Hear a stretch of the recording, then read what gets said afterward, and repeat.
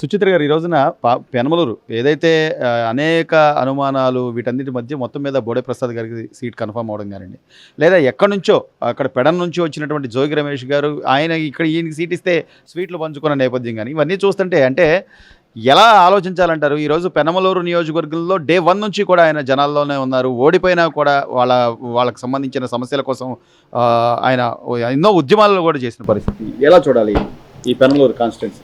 Penamaluru constituency ఖచ్చితంగా బోడే ప్రసాద్ గారిదేనండి. ఎందుకంటే ఆయన డే 1 నుంచి కష్టపడ్డారు. ఏదో మధ్యలో చిన్న చిన్న డిస్ప్యూట్స్ ఏదో చిన్నగా జరిగింది, కానీ వెంటనే మళ్ళీ అధిష్టానం గుర్తించి ఆయనకే ఇచ్చింది. దీని గురించి జోగి రమేష్ స్వీట్లు పంచుకుని ఓ ఆనందం వ్యక్తం చేశారంటే వాళ్ళదే పైశాచిక ఆనందం. ఒక రకంగా చెప్పాలండి, కులాల మధ్య చిచ్చుబట్టి ఆనందం వాళ్ళది, పైశాచిక ఆనందం. అసలు జోగి రమేష్ ఎక్కడో మైలవరం నుంచి తంతే పెడని వెళ్ళాడు, పెడలో తంతే ఇక్కడికి వచ్చి పడ్డాడు. ఆయన ఇక్కడ లోకల్ వ్యక్తి కాదే. బోడే ప్రసాద్ గారు ఇక్కడ లోకల్, ఇది లోకల్ నాన్ లోకల్ కూడా తేడా వస్తుంది. ప్రజలందరూ గమనించండి. జోగి రమేష్ ఇక్కడే ఉంటాను గ్యారంటీ మాత్రం లేదు. మైలవరం నుంచి పెడని వెళ్ళాడు, పెడన్ నుంచి ఇక్కడికి వచ్చాడు. మీరు ఇక్కడ లోకల్ వాళ్ళనే మన కాన్స్టిట్యున్సీలో ఉన్న పరిస్థితులు ఏంటి, ఇక్కడున్న ప్రాబ్లమ్స్ ఏంటి, ఇక్కడ ఏం సాల్వ్ చేయాలి, ఇక్కడ ఏం సొల్యూషన్లు చూడాలి, ఇక్కడున్న ప్రజలకు ఏ రకమైన మంచి పరిపాలన అందించాలి అని ఆలోచించే వ్యక్తి ఇక్కడ లోకల్ బోడే ప్రసాద్ గారి. అంతేగాని ఎవడో జోగి రమేష్ ఇప్పటికిప్పుడు వచ్చేసి ఇక్కడ నేను కూడా ఉన్నాను అని చెప్పేసి స్వీట్లు పంచుకుంటా ఏంటి బోడే ప్రసాద్ గారు అయితే స్వీట్లు పంచుకుంటా ఉన్నారంటే మీకేంటి, మీ గెలిపేమన్నా ఈజీ అనుకుంటున్నారా? ఇక్కడ మీరు life and death Jogi Ramesh ఇక్కడ పోరాటం చేయాలి. గెలవడం, ఖచ్చితంగా గెలవడం. ఎందుకంటే తెలుసు జగన్మోహన్ రెడ్డికి ఇక్కడ ఎలాగో గెలవలే, ఈ తలనొప్పి ఏదో వదిలించుకుందామని చెప్పేసి పెడ నుంచి ఇక్కడ పంపించాడు ఈయన.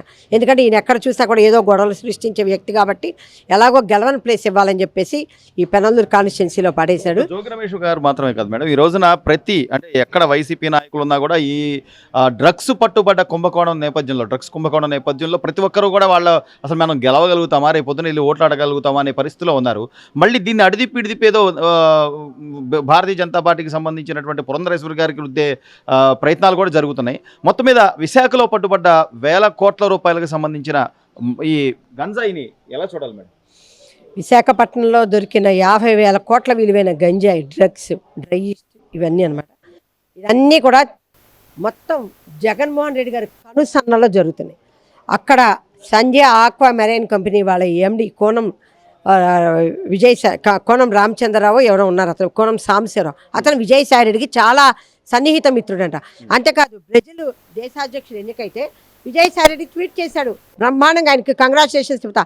అప్పుడే అందరూ అనుకున్నారు ఎక్కడో బ్రెజిల్ దేశాధ్యక్షుడికి ఇక్కడున్న విజయసాయి రెడ్డికి సంబంధం ఏంటా అని. ఎప్పుడైతే విశాఖపట్నం పోర్టులో ఈ కంటైనర్ దొరికిందో ఓహో వీళ్ళ మధ్య ఉన్న బంధం ఇదన్నమాట అని అర్థమైంది. అంటే వీళ్ళ మంత్రులు, వీళ్ళ ఎమ్మెల్యేలు, వీళ్ళ ఎంపీలు కూడా వీళ్ళ చీఫ్ మినిస్టర్తో సహా డ్రగ్స్ని సరఫరా చేస్తున్నారు. డ్రగ్స్ ఇంపోర్ట్ చేసుకుని మొత్తం రాష్ట్రం అంతా డ్రగ్స్ని విచ్చలవిడిగా అమ్ముతా వ్యాపారం చేసుకుంటున్నారు.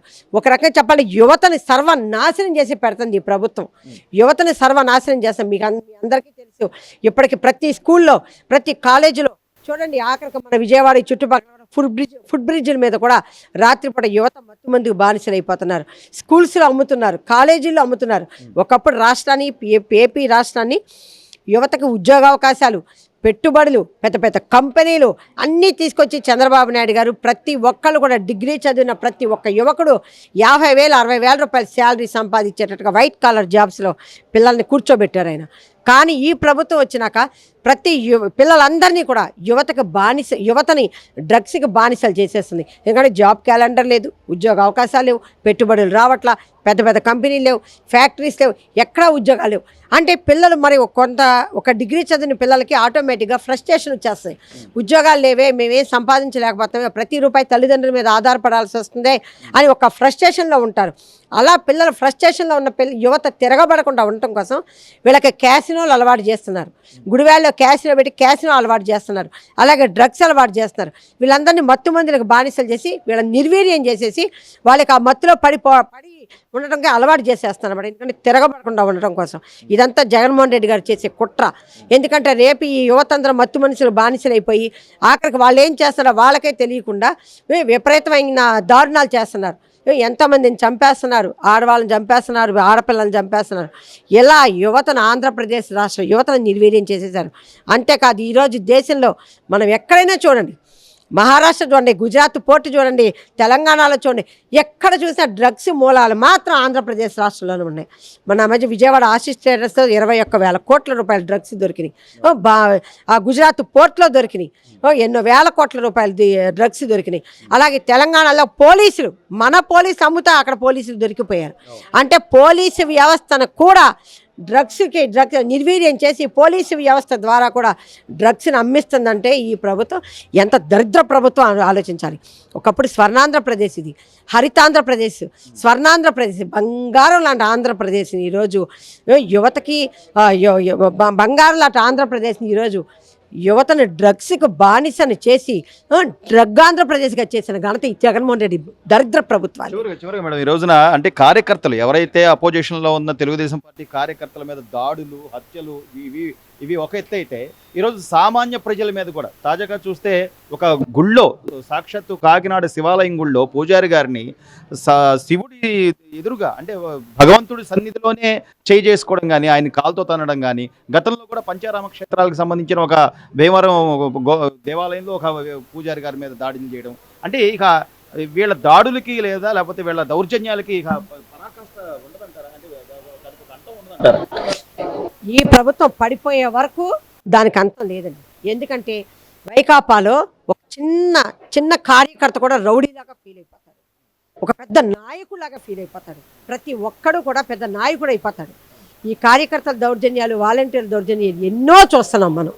ఈరోజు పూజారుల మీద కొట్టారు, రేపు గుడి మీద కూడా వెళ్తారు దాడికి. వీళ్ళకి ఔరంగజేబు కాలంలో వాళ్ళ పాలకులకి వీళ్ళకి అసలు తేడాయే లేదు. గుడి మీదకి వెళ్తారు దాడికి, గుడిలో ఉన్న పూజారులు కొడతారు, అడ్డొచ్చిన వాళ్ళందరినీ కొడతారు. ఒక అవసరమైతే విగ్రహ ధ్వంసాలు చేసేసారు. పిఠాపురంలో గుడి నిండా అశుద్ధం పూసేశారు. అలాగే అంతర్వేదిలో రథాన్ని తగలబెట్టేశారు. వాళ్ళ ఇష్టం అన్నమాట. అసలు వీళ్ళకి దేవుడు అన్నా కూడా ఒక భయము, భక్తి కానీ ఏమీ లేవు. ఎందుకంటే వీళ్ళది క్రూరమైన మనస్తత్వం. వీళ్ళకి ఎంతసేపు వీళ్ళు దేవుడిని కూడా ఎదిరించే గల క్రూరమైన మనస్తత్వం, ఒక రకమైన వీళ్ళొక సైకోలు అనమాట.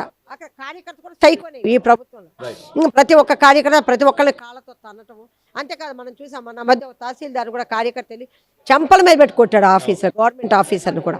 అంటే వీళ్ళ సైకో మనస్తత్వాలు, వీళ్ళ ఉన్న అహంకారాలు ఎంత పరాకాష్ట కలిగో ఈరోజు మనకు అర్థమవుతుంది. అంత దరిద్రపు ప్రభుత్వం అనమాట ఇది. ఈ ప్రభుత్వం ప్రజలైతే ఒక స్పష్టమైన తీర్పుతో ఖచ్చితంగా ఈ ప్రభుత్వాన్ని సాగనంపడానికి, ప్రభుత్వాన్ని సాగనంపడానికి ప్రజలందరూ రెడీగా ఉన్నారు. ప్రజలలో ప్రతి ఒక్కరు, మహిళలు, యువత, ఉద్యోగస్తులు, అంగన్వాడీ వాళ్ళు, టీచర్సు, ప్రతి ఒక్కళ్ళు కూడానండి, గవర్నమెంట్ ఎంప్లాయీస్ అందరూ ఈ ప్రభుత్వాన్ని ఎప్పుడు దించుదామా, ఎలక్షన్స్ ఎప్పుడు వస్తాయని ఎదురు చూసి ఈ ప్రభుత్వాన్ని ఎలా దింపాలని కూడా ఈరోజు ప్రతి ఒక్కళ్ళు ఈ ప్రభుత్వాన్ని దింపే దిశగానే ప్రతి ఒక్కళ్ళు కూడా కృషి చేస్తున్నారు.